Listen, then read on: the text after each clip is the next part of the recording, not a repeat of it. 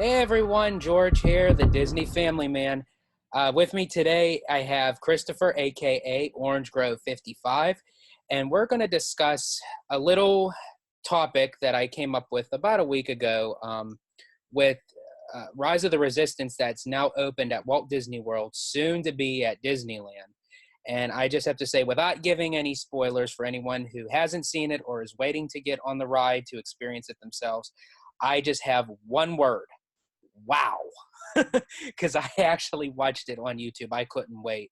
And with that ride that's now opened and the new Star Wars Star Cruiser experience, they're not even calling it a hotel anymore. They're calling it an experience. And with Space 220, it's a restaurant that supposedly take you up into space and eat on a like a type of a space station type thing, that I thought that we can discuss where Disney is leading into with all of these, not even just rides. I mean, it's now they're transforming hotels and restaurants into this experience that it's not even just the overall visual theme. It's where you're actually participating in, pretty much you become a cast member yourself because it's like everything surrounding you. It's You're not just going through the story, you are now part of the story. And I just think Disney has always done that, but they pushed it to a next level. What do you think? Yeah, no, I agree. It's really they're changing what it means to experience themed entertainment. So I think it kind of started with the Wizarding World at Universal when the Wizarding World opened and you were able to experience not just the attractions, but you were able to walk in there and you can smell the butterbeer and things that you would actually like, all the senses that you might encounter if you were in the movies. I think this whole level of immersion kind of started with that. And now it's continued with, Galaxy's Edge, where you can get the blue milk, you can get the green milk. Rise of the Resistance isn't just a passive experience. It's something where you're an active participant. It's not Pirates of the Caribbean. No disrespect to that ride. I love that ride. But, the Pirates is a very, static experience. You're sitting there and you're kind of watching the action happen, where in Rides of the Resistance, you're more of an active participant. You're actually part of it. You're in and out of ride vehicles. You're part of that whole experience. Like you said, you become almost like a cast member, or an actor in the movie. It's pretty cool. And I think this is definitely the future of theme parks. I think they're only going to ramp this up. I think within 10, 15, 20 years, I think the immersion is going to be so crazy. When you first walk into these lands, it's going to be so surreal. It's going to be even tenfold what we have today. The whole idea of a static experience like you see in the older attractions, I think are really going to kind of fall to the wayside. I think this is the new thing now. It's being like living in those worlds, and it's exciting to me. I love it. I think it's great. Oh, I am too. I can't wait to see what Disney has on the horizon for the near future. I mean, because especially after watching the entire docu-series of the Imagineering story, for which, folks, I will be releasing both of my reviews on them. So sorry about the delay. It's been a crazy week. The holidays are around the corner, so I do apologize. But you touched upon a point when you mentioned about pirates, for which in the Imagineering story at some point, they were comparing the traditional original classic ride to now what is at Shanghai. I believe it's Shanghai, the pirates. Yes. Yeah, Right. it was Shanghai. That they were saying, of how with the Chinese culture that they took them on the classic ride and they were a bit confused with it because they said it's nice, but we're watching it. We want to be immersed into it. Yeah. And just watching them like with the set pieces and with the LED screens and the special effects and the animatronic, I'm thinking, I wouldn't mind having that Pirates. No, I wouldn't mind it either. I mean, I think out here in Disneyland, it would be met with a lot of backlash from the fans just because of the history of our pirates. But I mean, I'm an advocate for change. I think Walt was too. I think you have to kind of push the envelope and change things and evolve with the times. I would love to see. Now, I wouldn't want to see our pirates completely just destroyed and rebuilt, but I would love to see them add in those immersive elements, even adding some of those screens where you feel like you're going underwater, and adding the giant ships where you go in between and they're shooting the fireballs at you on both sides, things like that. You don't have to destroy the whole ride, but if you add pieces like that within the experience, I think it would really enhance it a lot and bring it to the new age. And I think Walt would have been all for that. I mean, he didn't want this place to be a museum. He didn't want it to wrap it in plastic and just be this thing that we go to and like just kind of worship, like it's like like Disney Mecca or something. He wants it to be this evolving, living, breathing place that gets better and better and improves and changes over time.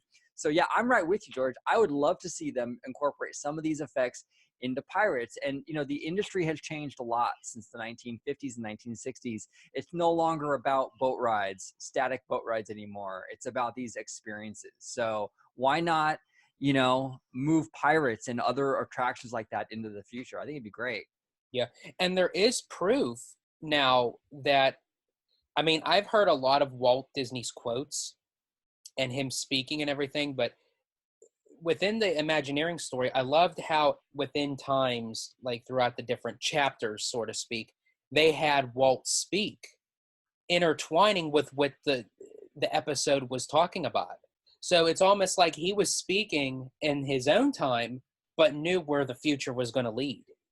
So to keep everything together as what it was, it's almost degrading him because, as you said, that's not what he wanted. He wanted to move forward, to not look back. No, exactly. Even said, I think he said it many times within this series, even that curiosity is what pushes us forward. It pushes us forward. It keeps us going. Don't look back. And you're right. It is a dishonor to his legacy to just want to keep things the way that it is. I understand like the feeling from fans that like, if you change this, it's part of my childhood. I have nostalgia for it. What if the change is worse? But that's all part of the risk of change, like I think Walt, and I can't speak for the man, he died like 50 something years ago, but I just feel like from what I've gathered from his past quotes, from hearing him talk, I feel like he would much rather Disney change and evolve and fail than not try at all. I think he would much rather have there be an attempt to grow and evolve and maybe miss the mark than just sit there and rest on laurels. I mean, resting on laurels, I think, is a huge disservice to what this man set up for us. Yeah, it really is. And he even said that in his own words. He said, if something really doesn't work, then he just leaves it go. Yeah. He moves on. It's like he doesn't dwell on anything. And do you think within time, not now, I'm not even saying 10, 15 years from now, like way beyond, even after we're gone, eventually, do you think that the older classic attractions will eventually evolve into something much greater than just it being as this is the classic attraction of how it started? Yeah, I think 100%. They have to. They have to evolve these attractions. And it doesn't even have to be necessarily drastic, like things where like they completely, like I said earlier, they don't have to necessarily bulldoze pirates and rebuild it. But you can implement new things into these attractions little by little to bring them to the new age. Maybe update one scene in the attraction that kind of makes it much more immersive, where you're in the experience more. It's not so much of a static experience. As time goes on, you update it. You go scene by scene, and that way it's not so drastic for fans. Not like this big shock. The whole thing is different at once. You can do little by little, and I think they're going to have to do that. And they've kind of already been doing that already. We're kind of seeing, like with the Fantasyland dark rides, them adding in, like with Alice in Wonderland, the projection mapping, and with Peter Pan, I think they added a little bit of that as well with the projection mapping and the new technology. And they did it with Indiana Jones. And I think they're going to do that with like all these attractions. I think that when the new technology arrives, they're going to add it to these old attractions, keep them fresh, And it's important. And it's really important, especially for Disneyland, because we're low on space. We don't have a lot of room to expand. So what better way to bring people back into the parks than to refresh an older attraction? You can't, there comes a point, where you don't have the land to build something completely new right away. They're gonna have to start looking at some of these older rides and enhancing them in order to continue the growth in terms of attendance. You know what I'm saying? Eventually, it's going to become a necessity almost. And for which that they're doing now with Snow White's Scary Adventures at Disneyland. They're updating the ending. Yeah, exactly. They're going dark ride by dark ride. I think they did Alice first, and then they did Peter Pan, and now they're doing Snow White. It's great. I love it. It keeps the place looking good. It's exactly what Walt wanted. He said it's an ever-growing thing. It's a sandbox for creatives to play in and to try new things. This is exactly what he wanted. He would be, in all honesty, I think he would be mortified with the state of Tomorrowland because of how it stagnated for so long, Oh, definitely. Yeah, he probably would walk in there, just do a 360-degree turn and says, "Oh, fellas, we got work to do." Yeah, no, I know. And it's all the same buildings for when he was around. I mean, they were building the 1960s Tomorrowland when he was alive. I think he would be really disappointed to see that those same buildings are still there with a new paint job. He would probably have bulldozed that thing 3 times over by now and redid it, Yeah, like 3 times over when we're still waiting for the first. Yeah, exactly. But yeah, So and then I'm assuming that after with Snow White and everything, that they'll continue like with Pinocchio and Mr. Toad and everything. That would be great. Now, kind of going back to one of my favorite rides, Rise of the Resistance. Yes, I'm already deeming it one of my favorite rides, and I haven't even gone on it yet. But so I have to discuss with you and with anyone listening, there are now going to be spoilers coming out. So if you don't want to know, don't want to hear about it, I suggest just click off now. Wait till you go on it. But right now we are getting into a little bit of spoilers. So with Rise of the Resistance, I'm assuming that you have seen the videos that people have posted. oh yeah. With Yeah, Rise of the I've seen it many times. I'm not one of those people that are like really worried about spoilers, because I feel like even with movies, even if you know what's going to happen, when you have the context of the experience, it's always different than hearing about it or seeing it on a video. So I don't even mind that stuff. I just watch it right when it comes out. So what was your first take on it? It's incredible. It's absolutely incredible. I love the fact that it's kind of like a hybrid between Indiana Jones Adventure, right, with the Haunted Mansion. And the reason why I say Haunted Mansion is because Haunted Mansion is kind of like the first like version of this kind of experience where you enter multiple different um like ride vehicles, so to speak. Like with Haunted Mansion, the first part is a walkthrough, and then you go into the elevator stretching room, right? And then you get onto a doom buggy. It kind of reminds me of like an old school Rise of the Resistance, how you go into these different areas and different vehicles and different modes of transportation. It's not just one thing. It's not just like you're in a line and then you're in the car and then you're out.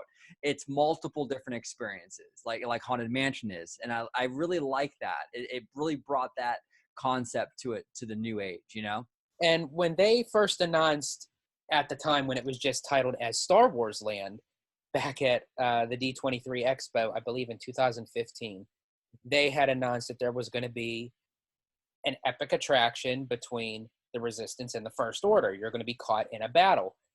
And I thought, then after the fact that they showed us the concept art of what the land was going to look like, and I'm thinking, how is this going to work? We're walking already on a planet that has a bunch of mountains, a bunch of buildings, and then all of a sudden we're going to go through some rock work, and then boom, we're going to be in a First Order ship. Yeah. It's like, how is that going to work? But it was just so, it was technically done correctly, where you board this vehicle that you already project into space from Batu, and then you get beamed in by the First Order, and then when the doors reopen, you're in this massive hangar with a bunch of uh, what was that, like almost 24 stormtroopers. And that's the part where I can't wait just to step foot and Yeah. just see the massive scope of this attraction. Yeah, me Because, too. I mean, Me too. I can't wait for that. I can't wait for that. And it's like two or three rides in one. You know, I mean that like you said, that ship that takes you to the First Order thing is a ride in and of itself. I mean that's basically a Star Tours, and then you get off, and then you're in Indiana Jones, and then there's just it's incredible. I mean, it really isn't. It really sounds like an amazing experience. and I just love how with the cast members, I mean, they're really into it. I mean, because I know that they said that Rise of the Resistance wasn't going to be part of any after hours events or any like type of thing. And it kind of dawned on me because there's so many physical cast members that are involved with the processing of loading and unloading from one section of the attraction to another that I can understand. But these cast members, they're like really into it. Like when the ship opens, they're like, hurry, come on, you got to get in there. Come on, I mean, it was like, they're just like so compelling that I hope that they keep that. I hope that's my one fear is that always with a new attraction, you always get the best of the best. Right. And then as it keeps on going, and then it kind of dilutes a little bit, but I hope that if they keep up that mark of, the complexity of like with the cast members, it's like I want those cast members to be mean to me. I want them to give me the evil stink eye because they're the First Order. Yeah. It's like I don't want them to be friendly. I don't want them to have a smile. It's like Well, and I think they will. I think they will because we've seen this before with other attractions. I mean, before they turned our Tower of Terror into Mission Breakout, up until it closed, the cast members for that attraction were great. I mean, there were always some that were just kind of there for the paycheck. You can kind of tell it was like it was the 8 to 5 job here, pull on the yellow strap, but there were a lot. The vast majority of them though really got into the show, and they were trying to be creepy, and they were trying to get you involved into that show. And that was an old attraction, up until I think it closed in 2016. That was an old attraction. And the cast members were, for the most part, were still really, really great with that one. So I see no reason why these cast members at Rise of Resistance won't be that way. Now, again, there's always going to be kind of like the few that just see this as like their job. They're using to pay their bills, and they don't really care. There's always going to be those elements within it. But I think for the most part, I think the cast members are going to continue to do it. I think they're going to do a great job. Yeah. Now, I know that you're over on the West Coast. You have Disneyland, but down at Walt Disney World, they're going to be opening up the Star Wars Star Cruiser experience, where it's I think it's a 2-night, 3-day Star Wars adventure that you are literally immersed from morning to night, in through the night. That I don't know what they're going to implement within it, what kind of activities, what kind of character experience are involved. Was Rise of the Resistance, do you think that is pretty much like the setup of now what is going to be with this Star Cruiser experience? Oh yeah, totally. Yeah, I think it will be. Yeah, I think it's totally the setup. It's going to take probably what Rise did to the next level. Now you're eating, sleeping, breathing for like 3 or 4 days, a living, breathing attraction. It's crazy. It's totally crazy. And this is just the beginning. I can see them building these kind of hotels, or as they call them, experiences. I can see them doing this with a lot of different things. You could do the same thing with a lot of these IP. You can do the same thing with Marvel. You can do the same thing with even like Avatar. You can stay the night on Pandora and make a whole experience about that. I mean, it's endless. It's completely endless. So I think these themed experiences like the Star Cruiser, I think are just the beginning. I think they're going to continue to make these. And I think it's exciting. I love it. This is the next phase in themed entertainment. Totally, Definitely. Now, as I was mentioning about Disney World, let's go back to Disneyland. Now, you guys, unfortunately, aren't getting the Star Wars experience with the Star Cruiser. However, you are getting another big franchise type of land over at DCA. Now, with Rise just opening and fully completing as of right now with Galaxy's Edge, Disney has to up its game with Marvel and the land that's going to be over at DCA, because I seriously doubt that they're going to open something as grand as Rise and then kind of demote itself with Marvel. So, and with all the speculation with the ride system that's going into with uh, the new ride, I don't even know, they didn't even come up with a name of it yet, but the Avengers type of e-ticket attraction. And then in the Imagineering story, they showed that stunt audio animatronic type dummy as because when he did the moves up in the midair, I'm thinking that's Spider-Man. That can't be Oh nobody yeah, else but Spider-Man. totally. So, what do you think the aspects of it is now? The stage is set for Marvel now that Galaxy's Edge is finished, and now they're going to kind of pass the baton, so to speak, over at DCA. Yeah, the pressure is definitely on for Avengers Campus. I mean, that's a tough act. I think Galaxy's Edge, the land itself, even is a tough act to follow. Um, I don't know. From what I've seen, I just can't see the Avengers Campus coming close to what they did with Bot 2. For a number of reasons. Number one, I just don't think it's the thing with the thing with Marvel is that for the most part, it takes place in our world, right? Right. It's the superheroes who are the special aspect of that. Marvel doesn't really have a lot of like unique crazy environments that you really want to visit. I mean, they have a handful, like maybe Wakanda, but for the most part, it's pretty much our world, New York, and the stuff like that. So it's hard to build a really like immersive area based on that, where it really transports you because you're not really going anywhere. You're here in the United States, basically. So in terms of immersion, I don't think it's not gonna come close to Galaxy's Edge. I don't think, but I do think the Avengers e-ticket, from what we've heard, and DSNY actually had made a few videos about this, about the possible ride system that they're going to be using for it. And it sounds really, really cool. It sounds really, really cool. Supposedly, from what he's saying, you're going to start as one. Like you're going to all be in the Quinjet, I think, together, like a Star Tours. And something, of course, it's a theme park. Something goes terribly wrong, and they have to eject you out of this thing. And when they eject you out of this thing, it becomes more of an individualized experience where you fly into the screen on like a jetpack. And I think that whole experience is different enough that it's gonna really rival the Rise of the Resistance. I think a little bit at least, where that'll be fun. That'll be different.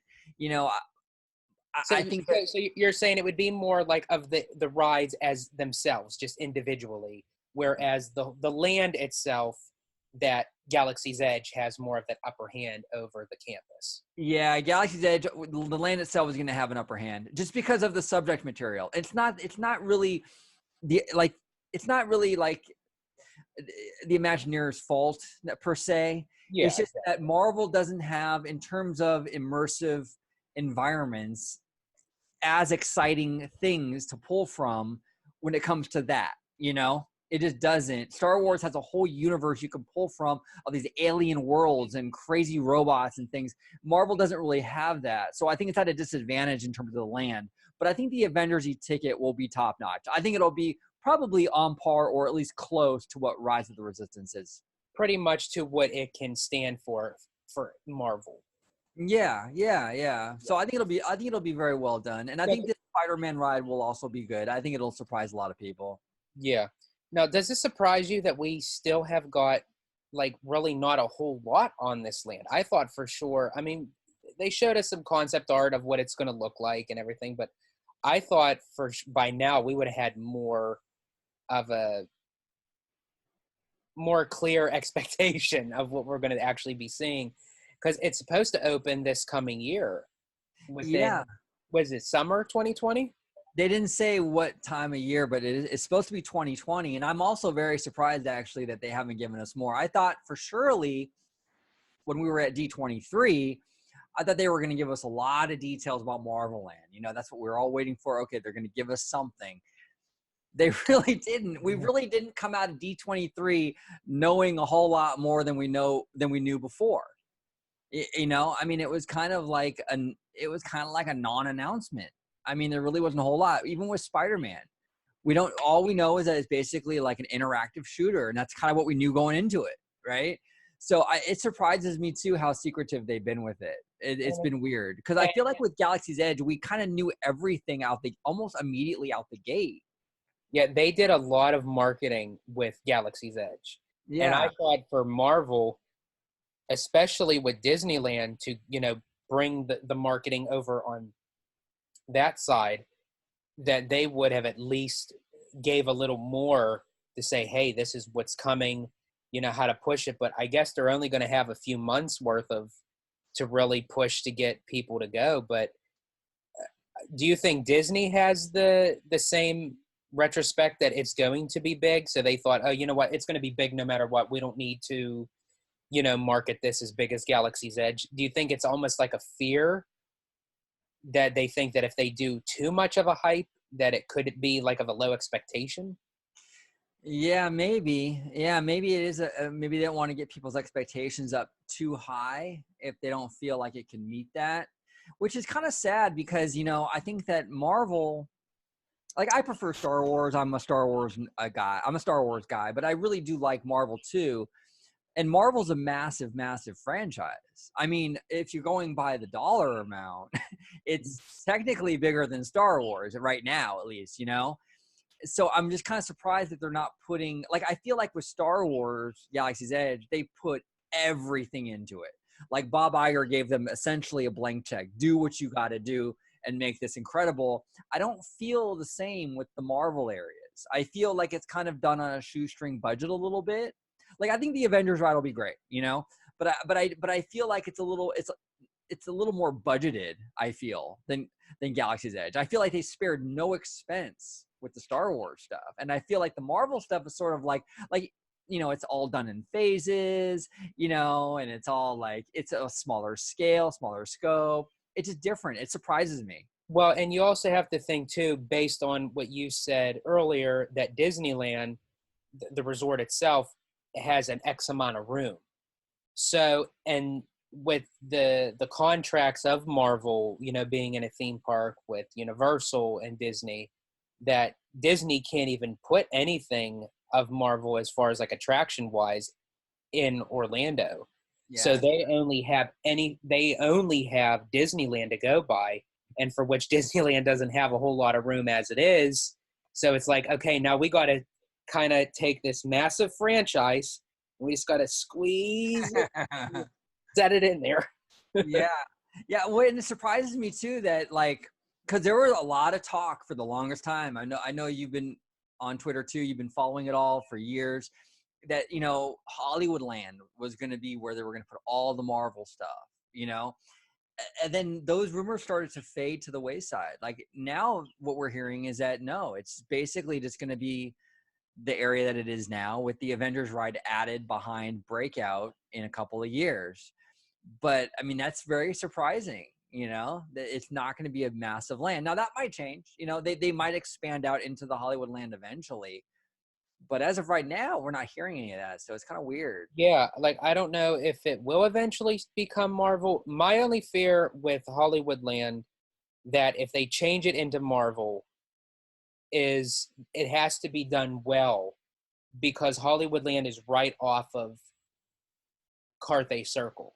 Right. Yeah. So to have something as nostalgic as where the Carthay Circle restaurant is, and it actually looks like the Hollywood, the California that Walt came in the 20s and the 30s, and then as soon as you make a little left, boom, you're in Marvel.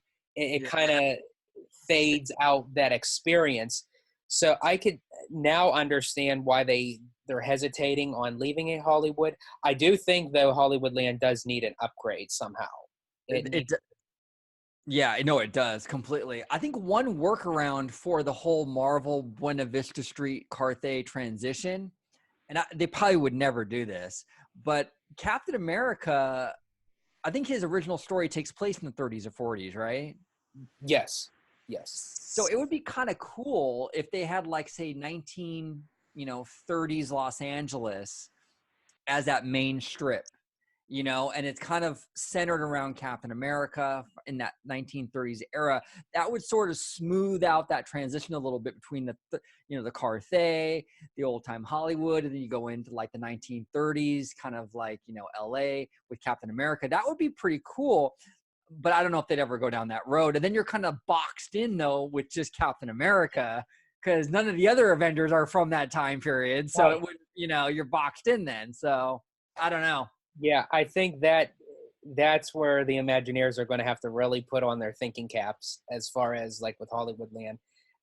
As I said, they may just keep it as Hollywoodland, but it definitely needs some major changes. And I'm sorry, it's a cute ride for families and kids and everything, but Mike and Solly has to go in that area. I'm sorry, you have a whole entire pier that's dedicated to Pixar, and then you have this whole other Pixar ride. It, Yeah. to me, it just doesn't make any sense for it to be there. If they want to keep the ride and move it somewhere along Right. the line, but as far as the location wise, it doesn't really make any sense for it to be back there. It doesn't make sense. And I'm really torn on that Hollywood area because part of me is like, yeah, I would love to see more Marvel. So put the Marvel over there and expand it. But then a big part of me also kind of feels like, you know what? We're going to have a huge Marvel footprint, a huge Pixar footprint. I kind of want to get some classic Disney in that park a little bit. I would love to see some like, like I don't know, like Mickey and Minnie, or like some other franchises that are more classic Disney in that area, and really round that park out. Because I feel like right now the park is so focused on like just one or two big franchises. Yeah, I definitely agree. And I think that area would be the best place for it. Yeah, Because definitely. again, with the time era of walking into the park, you see Carthay Circle, you have Hollywood, and then you also have that classic animation building as well, like where they have like the Turtle Talk with Crush and everything. So I mean, even with an update of that, if they keep it like the traditional classic Disney, you would have your sections of classic Disney, Pixar, and Marvel. I think that would work out just fine. Yeah, that would be a good eclectic mix of different properties. It wouldn't just be solely focused on the new stuff. You would get some of the classic stuff in there too.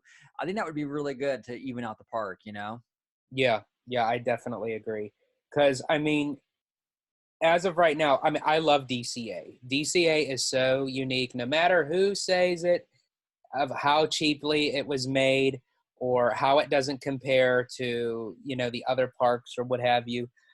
DCA stands alone for a good reason, because you don't want it to replicate another theme park. You want it to be different. And when I walk in DCA, I have a completely different feeling than when I walk into Disneyland, or when I walk into Animal Kingdom, or when I walk into Epcot. And that's what I want. I want it to feel different. But I do think that even though they don't have a whole lot of room, I still think that DCA just needs a little bit more tweaking just for it to have its official identity. Yeah, no, I agree. I would love to see them address Hollywoodland. I would also love to see them readdress Pixar Pier. Well, I think a lot of the areas of the pier are an improvement to Paradise Pier. The entrance is one. I think that whole promenade area, it has greatly improved, the aesthetics at least. But I do think that I'd like them to go in there and sort of plus the Incredicoaster a little bit. I don't really love the effects, the babies on sticks and Yeah. all that stuff. And I feel like, it was really disappointing to me how the ride went down to add the Incredibles, overlay, but then they didn't even like paint the coaster. Like you got to give it the TLC if you're gonna put it down. Like put it into whatever refurb to retheme it. At least paint it and make it fresh for when it reopens. And they didn't do any of that. I would love to see them go in there and at least do that. I thought for sure that it would have looked really cool to give the whole entire track sort of like that retro Incredibles colors, like Yeah. with the yellow and the red and the black. Like give it like those, like, because it would look awesome at night, like all lit up and everything. But all you have is just these little red light bulbs that are along the track at night, and it's like that is the one thing I do love the Incredicoaster, because I'm a thrill junkie. But as far as like, and I do kind of enjoy the storytelling with that too, that they just took a classic roller coaster, and because the Incredibles are so popular and everything, that, you know, within their own town, that they said, oh, we're naming this coaster after you. You know, I do love and how Jack escapes, but the it could have been done a little bit more Yeah. better. And the one thing that I was disappointed with, they were shown in Imagineering that they were working on Edna, that they were like sculpting her out and everything. And I thought for sure that Edna was going to be a full-fledged audio animatronic. Yeah, so did I. I thought it was going to be more, yeah, a much more impressive figure than, because it's just static, right? It doesn't really move or do anything. I No, thought it was it going to be just much more impressive. like it goes around and you see a giant Jack, and she's just standing there holding a cookie. And I'm like, oh, well, that's not, put some life into it or something. Yeah, yeah, and you know, I wouldn't have even minded if they would have gone full on, you know, carnival theme, right? I mean, it's on the pier. So instead of maybe doing like the mid-century thing, do like a Mr. Incredible, like strongman theme or something. And really, if it's gonna be on the pier, then go all out with the pier theme. Do the pier theme, you know, kind of like how they did with Midway Mania. You know, they didn't try Exactly. to be like, you know, like a Toy Story ride on a pier. It was like using the Toy Story characters with the pier theme, and they did it in a brilliant way. I would have loved to see them do that with the Incredibles, really integrate that pier theme and really embrace it. I feel like with the Incredicoaster, they didn't really know what they wanted to do. It feels kind of, you know what I'm saying? It just feels kind of wishy-washy, you know? Yes, definitely. Um, yeah, I completely agree. It was almost like the pier was not to don it or nothing, but I feel that when they announced it at the expo, that they had so many big announcements that they said, oh, that's right, we have DCA to do. What should we do? Let's just reskin it to Pixar, and we'll call it Pixar Pier. It's like it has the potential, but I Right. feel like they didn't give it enough time to really sit down and Yeah. say, how can we really retheme this? Because Pixar is still a very popular franchise. Oh yeah. It's And huge. so many movies are out and so many stories that it can really be done well. And it just feels like that they said, okay, well, we have like this midway carnival style pier. Well, let's just make it as if the whole entire pier is just about the Pixar characters. You know, Bug's Land is going to end up closing. Let's take Flix Flyers, let's reskin that, and we'll turn it into an Inside Out ride. Which I do understand that point, because since they were closing a Bug's Land, that wipes out all the child attractions in that park that are just for little ones. And I do understand, you know, they have to have a balance. Right. You know, Right. but there's so much more potential that I think the pier can have, that will just that could possibly be mind blowing. And I know that um, you, me, and Ethan were talking the other time when we were talking about a Coco dark ride, and Yeah. I think that that would really throw the pier into a whole new level of storytelling.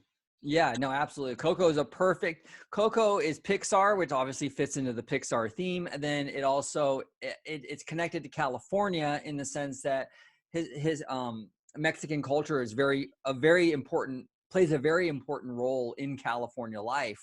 So you have these two aspects that just fit perfectly in the pier. Coco would be a great addition. Hopefully it happens eventually. Hopefully. Yes, definitely. I think with Coco, and I'm still on the men's with the emotional whirlwind, you know, because Yeah. I love Inside Out. And as I said, I do know that they needed a child attraction, but I feel that that could have even been another kind of dark ride with Inside Out, just like of how it would be set up.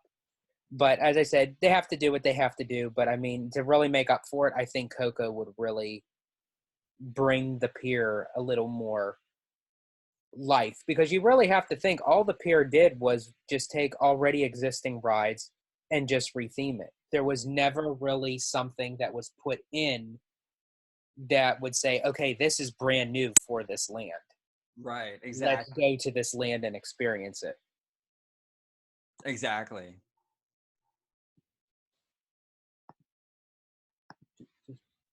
Sorry about that. No But problem. so yeah, so I mean, as far as like with Disney goes, I think that it's we're expecting a lot on the horizon, and I can't wait to see what they end up doing.